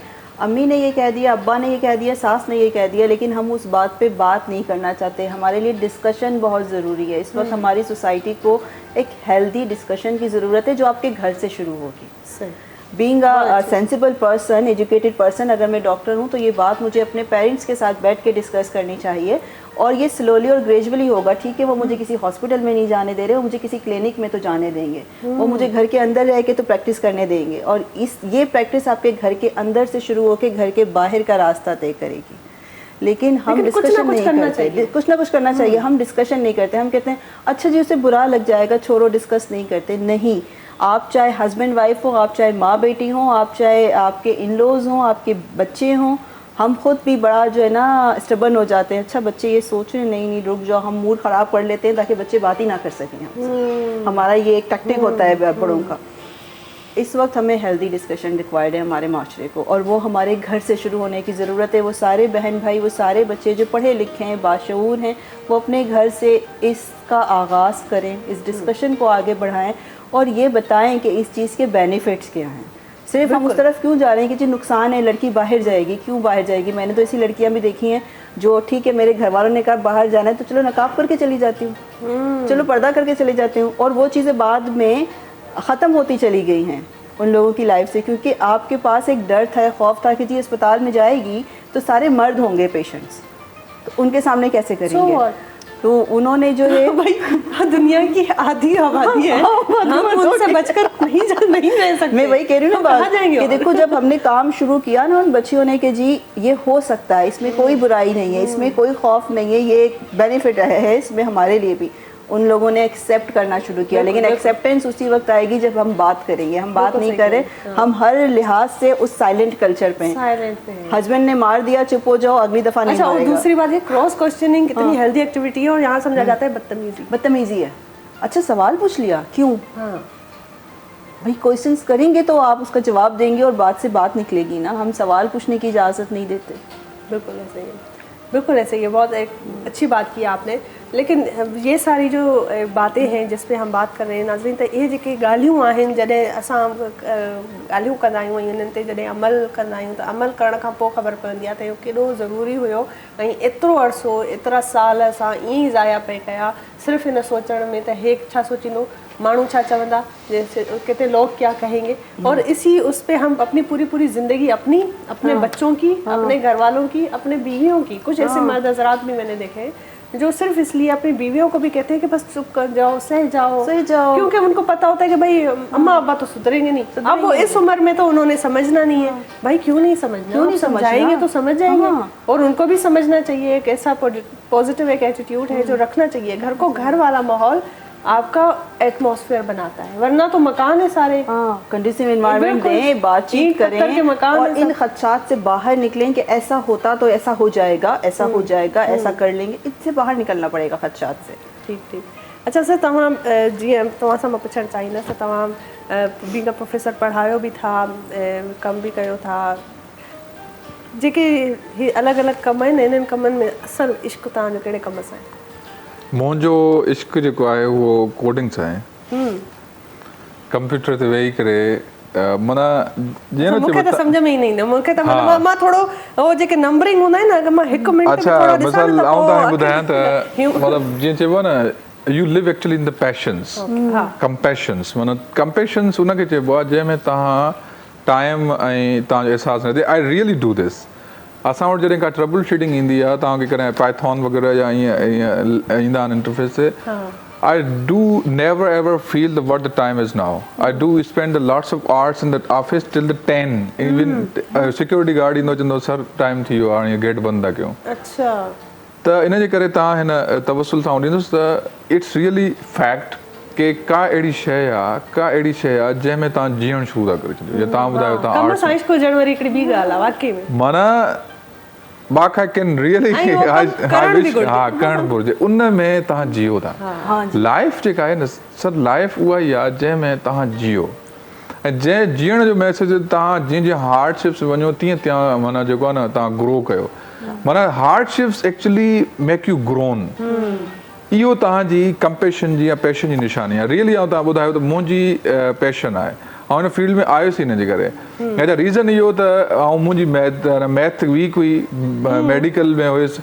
जॾहिं आउं यूनिवर्सिटी में पहुतुसि, हा ॿुधिजो, यूनिवर्सिटी में जॾहिं आयुसि त अच्छा मूं मेडिकल खईं मैथ जे ख़ौफ़ जे करे. ऐं तव्हां सभिनी खे हिकिड़ो तवसुल था मैसेज ॾियणु. पोइ मूं हिकिड़ो फील कयो त जंहिं शइ खां तव्हां डिॼो था न उहा तव्हांजे पोयां आहे. फियर्स एक्चुअली फॉलोज़ यू, ऐं unless you turn over and face it, no fear. ऐं मैथ में पुगुसि मास्टर्स में त मैथ डबल मास्टर्स मूं क्वांटम मैकेनिक्स इज़ टोटली मतिलबु हिकिड़ो दिमाग़ खां ॿाहिरि वञण शइ आहे जॾहिं मूं इहा शइ ॾिठी त मूं चयो यार now you have to turn and you have to fear the मतिलबु फेस द फियर हुन खां पोइ I use to live in this field ऐं हाणे तव्हांखे हुन सां इश्क थी वियो हा इश्क ऐं हुन खां पोइ अॻे हली करे ऐं हींअर मुंहिंजी बि आई आहे कंपटीशन आहे ॿाहिरि वञा कंहिं वॾनि जेके दुनिया में हींअर वॾियूं साईं था वठूं साईं खां पोइ वरी अचूं था इन नंबर्स ते इन टॉपिक ते वरी ईंदासीं नाज़रीन साईं वठूं साईं खां पोइ वरी हाज़िर थियूं था ॾिसंदा रहो सलाम Sindh Salam Sindh, Salam Sindh, Salam Sindh, Salam Sindh, Salam Sindh, Salam Sindh. Welcome back नाज़रीन ब्रेक खां पोइ हाज़िर आहियूं हीअ बहितरीनु कचहरी हली रही आहे ऐं डॉक्टर साहब ॾाढी सुठी ॻाल्हि पिया कनि पिया सर तव्हां जीअं ॿुधायो पिया त वाक़ई में सभु आहिनि इंसान ॾाढी सुठी हिकिड़ी तव्हां ॻाल्हि कई जेका ब्रेक में असां कईसीं त फियर ऐं ग्रीड जेके आहिनि उहे ॿई गॾु गॾु हूंदा आहिनि ख़ौफ़ ऐं लालच कंहिं न कंहिं क़िस्म जी सो वाक़ई में ॾाढी इहा सुठी ॻाल्हि हुई मां चाहींदसि त तव्हां हिन शइ जे हवाले सां थोरी अञा अच्छा बाग thank you for the time actually ॾिसो मां तव्हांखे हिकिड़ी ॿी ॻाल्हि कयां तव्हां सवेर ब्रेक खां पहिरियां कंदा पिया पाण में अज़वाजी रिश्तनि में सीक्रेट छा हूंदो आहे अज़वाजी रिश्ते जो बॉन्ड छा हूंदो आहे मिसाल असां त इमोशन्स ते ॻाल्हायूं पिया ऐं हिकिड़ी ॻाल्हि ॿुधाए अज़वाजी ज़िंदगी में सभ खां जेको स्ट्रॉन्ग बॉन्ड हूंदो आहे न उहो प्रियोरिटीज़ हूंदो आहे तरजीहात वॉट आर योर प्रियोरिटीज़ जॾहिं तव्हां कंहिं गोल्स में कंहिं रिश्तनि में जेको तव्हांजो ॿाहिरि जेको स्ट्रॉन्ग बॉन्ड ठहे थो न if your priorities are matching if you are aligned prioritize then you do amazing things if your relationship are not well prioritized then you get the broken इहा तरजीहात जेके आहिनि रिश्तनि में हमेशह तमामु अहम हैसियत रखंदियूं आहिनि अज़वाजी ॿी ॻाल्हि मूं तव्हांखे ॿुधाई त इंसान जी शख़्सियत में हमेशह ॿ कंपोनेंट्स अहिड़ा आहिनि जेके उनजी सॼी शख़्सियत खे जोड़ींदा आहिनि हिकिड़ो फियर ऐं ॿियो ग्रीड इहे उनजी शख़्सियत खे ड्राइव कंदा आहिनि अगरि तव्हां में अंदरि में ख़ौफ़ आहे न त उनजे पोयां का न का लालच छुपियल हूंदी ऐं अगरि तव्हां लालची आहियो न त तव्हां ख़ौफ़ ज़िदह थियण जो तव्हांजो नेचुरल आहे माना जंहिंखे पाण चऊं विशी चाइल्डिश माइंड्स जेके चाइल्डिश माइंड्स हूंदा आहिनि न उहे हूंदा आहिनि जेके विशी यार सुभाणे ही थी वञे यार असां वटि वरी चयो वेंदो एम्बिशियस आहिनि माना इन जो एम्बिशन आहे त असांखे हेतिरो पैसो कमाइणो आहे हेड़ी गाॾी वठणी आहे हेॾो घर करणो आहे पर बेसिकली उन एम्बिशन्स जे पुठियां में हिकु हद ताईं हूंदा ऐं उन खां पोइ जेका एम्बिशियस जी ॻाल्हि कनि उहा तव्हां ॿुधाइनि त ज़िंदगी में अॻे स्ट्रगलिंग पर्सनैलिटीज़ ॿिनि क़िस्मनि जूं हूंदियूं आहिनि जेका तव्हां हाणे ॿुधायो स्ट्रगलिंग ऐं प्रोग्रेसिंग पर्सनैलिटीज़ हिकिड़ी लेजर्स ड्रिवन पर्सनैलिटी हूंदी आहे जेका lavish lusty pleasure driven personality हुजे उनजो को बि अंत कोन्हे उन वटि तव्हांखे ट्रिलियनर्स हूंदो न उहो वीचारो डिप्रेशन जो शिकार हूंदो बाइपोलर स्विंग जो शिकार हूंदो because he is ambitious but he is laser driven physical lavish थो चाहे ऐं उहो एम्बिशियस जेको पर्पस ड्रिवन आहे न उहो कंहिं आफ़ाक़ी मक़सद ते वञे थो आफ़ाक़ी ॻाल्हि थो करे ही इज़ इंटेलेक्चुअल प्लेजर ऐं कॉन्टेंटमेंट इहे ॿ अलॻि शयूं आहिनि कॉन्टेंटमेंट मीन्स पीस हम्बलनेस डाउन सुकून माना तव्हां हुनखे हिते पट ते विहारींदो हू पंहिंजो कमु करे ईअं हलियो वेंदो तव्हांखे ख़बर ई न पवंदी भाई जेको लेविश हलकड़ो ऐं लेजर ड्रिवन पर्सनैलिटी मूंखे ऑफिस सुठी खपे मूंखे वेहण जे लाइ जाइ खपे प्रोटोकॉल खपे पोइ माना इन शयुनि खे वधीक कंसर्न ऐं हुन जो नफ़्सियाती तव्हांखे जाइज़ो ॿुधायां थो नड़ी हिकिड़े टाइम आहे हीउ जेको दिमाग़ आहे न हिन हिसे ते ग्रे मैटर आहे हीउ जेको दिमाग़ी हिसो आहे जेके पाण नफ़्स चवंदा आहियूं मज़हबी तौर ते हीउ नफ़्स आहे इन जे अंदरि दिमाग़ में हिकिड़ो नंढिड़ो हिसो आहे जंहिंखे चइबो आहे ग्रे मैटर हीउ ग्रे मैटर इंसान को हज़ारनि सालनि खां वठी हार्डशिप्स में खुलंदो आहे हीअं हीउ ग्रे मैटर हिकिड़ो नंढिड़ो हवाई हिसो आहे दिमाग़ जो मां साइंस ॿुधायां थो ॻाल्हि उहो ग्रे मैटर हार्डशिप्स में खुलंदो आहे उन ग्रे मैटर जी प्रोडक्ट छा आहे शऊर intellect is the product of opening grey matter जेतिरो तव्हांजो ग्रे मैटर घणो जेको आहे खुलंदो ओतिरो तव्हां घणा शऊर ई हूंदो ओतिरो तव्हांजी हम्बलनेस ऐं ॿुधिजो उहा हीउ जेको शऊर आहे न सर हीउ शऊर जेको आहे तव्हांखे हम्बल थो ठाहे ग्रे मैटर तव्हांजो हार्डशिप्स में खुलंदो आहे more you face hardships U are more humbled in grey matter ऐं हीअ जेके लस्ट आहे न इहा लाशऊर आहे तव्हां शऊर न हूंदो तव्हां वटि तव्हांजी जेका डेली रूटीन मां तव्हां हैबिट्स एक्वायर कयूं हूंदियूं कॉपी पेस्ट कयूं हूंदियूं ज़िंदगी में डेवलप थींदो उहो लेजर उतां वठंदो आहे हार्मोन्स मां त इन करे इंसान जेके शऊर वसंद निशानी पहिरीं हम्बल हूंदो डाउन हूंदो पर्पस ड्रिवन हूंदो इन करे ई ॾुखियो हा ॾुखियो करे आहे। इहो हासिल इन करणु जे करे ॾुखियो बि ॾुखियो, आहे, ही शऊर खुलणु छो त ॾुखियो। उहो दिमाग़ खुलणु हुनखे टाइम थो खपे, हुनखे महिनत थी खपे, ॾाढो ज़बरदस्त क़िस्म जी ॻाल्हि तव्हां कई, ज़बरदस्त। ऐं thank you for being with us, ऐं थोराइता आहियूं तव्हां ॿिन्हिनि जा, थैंक humbled, महिरबानी। कि आप आई और बहुत अच्छी बातें हुई, ॾाढी सुठी इंफॉर्मेटिव कचहरी हुई नाज़रीन। अॼु ॿिन्हिनि महिमाननि खे वरी हिकु दफ़ो ॿीहर असां भली थैंक यू कंदासीं, थोराइता आहियूं। ऐं उमेदु आहे त तव्हांखे बि ॾाढो सुठो कॉन्टेंट ॿुधण खां मिलियो हूंदो, जेका हर रोज़ु असांजी कोशिशि हूंदी आहे, पर वक़्तु जेको आहे सो पूरो थियण वारो आहे, प्रोग्राम पुॼाणी ते अचे पुॻो आहे। ऐं हीअ जेको प्रोग्राम जेको तव्हां ताईं असां पहुचायोसीं, ऐं ख़ूबसूरत जेका कचहरी असां कईसीं, सा तावन हुई GFS बिल्डर्स एंड डेवलपर्स जी। GFS बिल्डर्स एंड डेवलपर्स आसान महीननि जी किस्तुनि ते प्लॉट ऑफर कनि था, ऐं 35 लखनि वारो प्लॉट सिर्फ़ु 26 लखनि में तव्हांखे था ऑफर कनि। त बहितरीनु इन्हनि जी इहा स्कीम आहे। अगरि तव्हांखे घर वठिणो आहे, प्लॉट वठिणो आहे, घर ठाहिणो आहे, सेटल थियणो आहे, त GFS बिल्डर्स एंड डेवलपर्स खे कॉन्टेक्ट कंदा, ऐं कॉन्टेक्ट डिटेल्स इन्हनि जूं तव्हांखे स्क्रीन ते नज़र ईंदियूं हूंदियूं।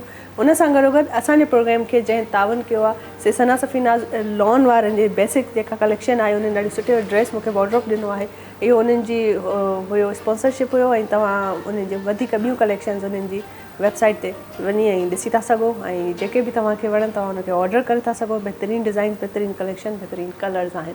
इन सां गॾोगॾु नाज़रीन वेंदे वेंदे बादल राई जो सॉन्ग हूंदो, गीत ॿुधंदासीं, इंजॉय कंदासीं म्यूज़िक मस्तीअ सां गॾोगॾु।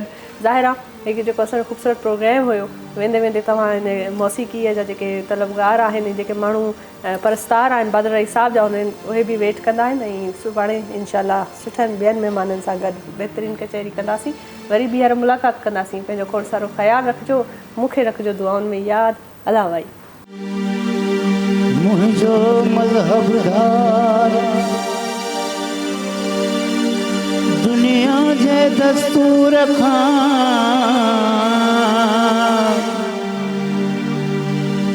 उस्ताद अंदर सांढियो सूंह भरियो संसार जंहिंजो नालो प्यार तंहिंजी पूॼा पई कबी।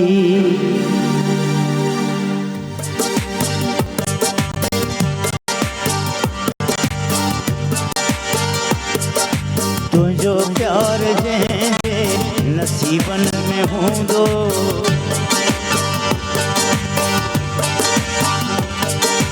तुंहिंजो प्यार जंहिंजे नसीबनि में हूंदो, तो शामिल वॾनि ख़ुश नसीबनि में हूंदो, तो शामिल वॾनि ख़ुश नसीबनि में हूंदो। तुंहिंजो प्यार जंहिंजे नसीबनि में हूंदो, तुंहिंजो प्यार जंहिंजे नसीबनि में हूंदो, तो शामिल वॾनि ख़ुश नसीबनि में हूंदो, तो शामिल वॾनि ख़ुश नसीबनि में हूंदो।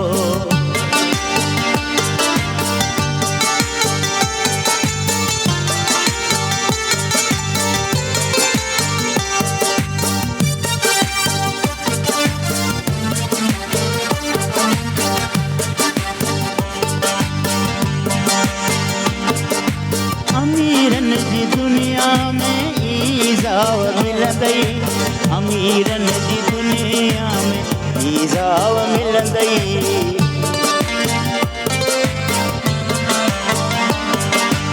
अमीरनि जी दुनिया में ईज़ाव मिलंदई, अमीरनि जी दुनिया में ईज़ाव मिलंदई। सचो इश्क आहे फ़क़ीरनि में हूंदो,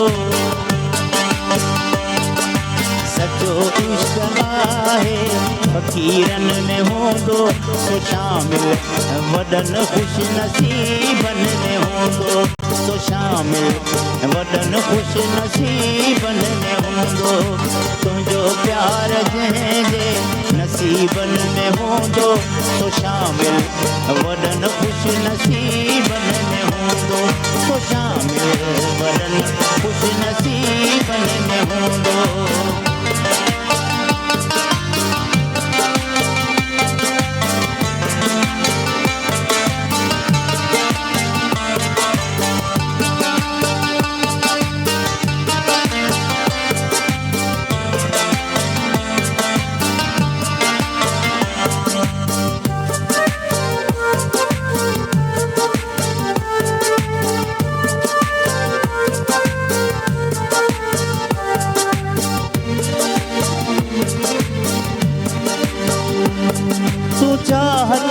चंड आहीं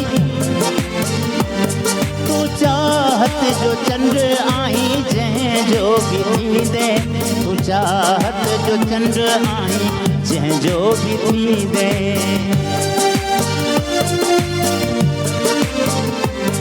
तूं चाहत जो चंड आहीं जंहिंजो बि थींदे तूं चाहत जो चंड आहीं जंहिंजो बि थींदे सदाईं उहो शख़्स ईदन में हूंदो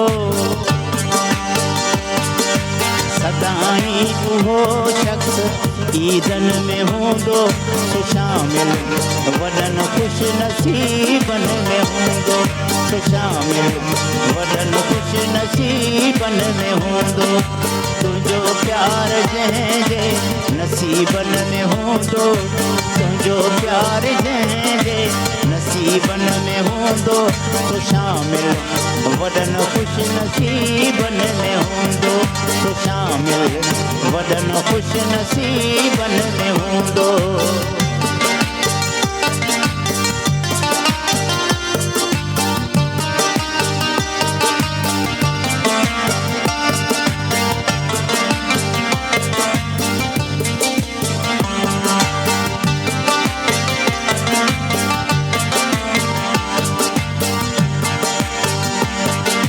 सदियुन ताईं सुणंदो पयो ही ज़मानो सदियुन ताईं सुणंदो पयो ही ज़मानो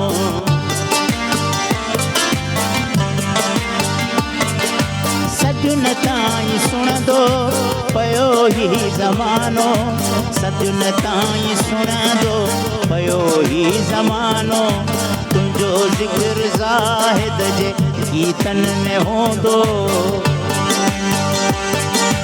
तुंहिंजो ज़िक्र ज़ाहिद जे गीतन में हूंदो सो शामिल वॾनि ख़ुशि नसीबन में हूंदो सो शामिल वॾनि ख़ुशि नसीबन में हूंदो तुंहिंजो प्यार जंहिंजे नसीबन में हूंदो तुंहिंजो प्यार जंहिंजे नसीबन में हूंदो सो शामिल वॾनि ख़ुशि नसीबन में हूंदो सो शामिल वॾनि ख़ुशि नसीबन में हूंदो मॉर्निंग शो सलाम सिंध जा तमाम एपिसोड्स ॾिसो हाणे HD क्वालिटीअ में विज़िट करियो असांजो YouTube channel Sindh TV HD